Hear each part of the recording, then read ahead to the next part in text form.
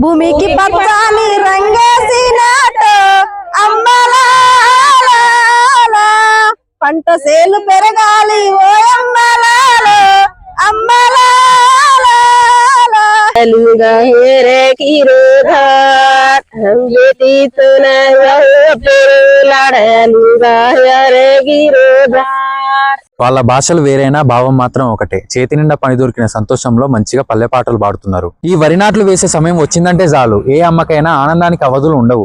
మన ఊరి పల్లె పాటల్లో వచ్చేంత జోషు ఏ సినిమా పాటల్లో దొరకదండి. నమస్తే రైతన్న, మొత్తానికి వరి నాట్ల పండగ స్టార్ట్ అయింది. ముందుగాల నాకు బువ్వ పెట్టే రైతన్నలందరికీ నూతన సంవత్సర శుభాకాంక్షలు. పొలంలో నాటు వేసే ముందు దమ్ములో ఏం వేసుకోవాలి, నారు నాటుకునే సమయం ఎప్పుడు, ఎన్ని పిలకలు వేసుకోవాలి, నారుకొనలను తుంచాలా వద్దా అనే విషయాలు ఈ వీడియోలో క్లియర్ గా చెప్తా. ఆరోగ్యకరమైన నారును నాటుకునే వయస్సు 21 నుంచి 30 రోజులు. ఈ టైంలో నారుకొనలను అస్సలు తుంచకండి. ఇట్లా చేయడం వల్ల మొక్క ఒత్తిడికి గురై సరిగ్గా నాటుకోదు.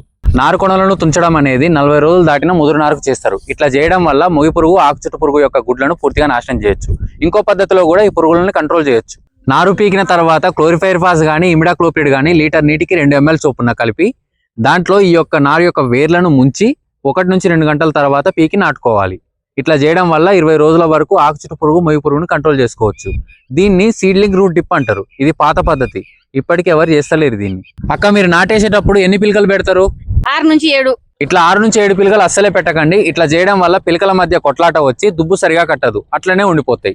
మరి ఎన్ని పెట్టాలనంటే 2 నుంచి 3 పిలకలు పెట్టడం వల్ల పోషకాలు బాగా అంది పిలకలు బాగా వచ్చి దిగుబడి పెరిగే ఛాన్స్ ఉంటది. మరి దమ్ములో ఏం వేసుకోవాలనంటే వరి నాటు సరిగా నాటుకోవాలి కాబట్టి మనకి భాస్వరం అవసరం. అదే అన్న డిఏపి. ఈ డిఏపి వేయడం వల్ల వేర్లు బాగా వృద్ధి చెంది పిలకలు బాగా వస్తాయి. ఇంకొక విషయం, మనం ఇచ్చిన అన్ని పోషకాలు తీసుకోవాలంటే జింక్ అవసరం. సో అడుగు పిండితో పాటు జింకు కూడా కలిపేసుకోండి. దీనివల్ల వేర్ల వృద్ధి బాగా జరిగి పిలకలు బాగా వస్తాయి. నాటు వేసేటప్పుడు 2 మీటర్లకు ఒక కాలిబాట తీయండి.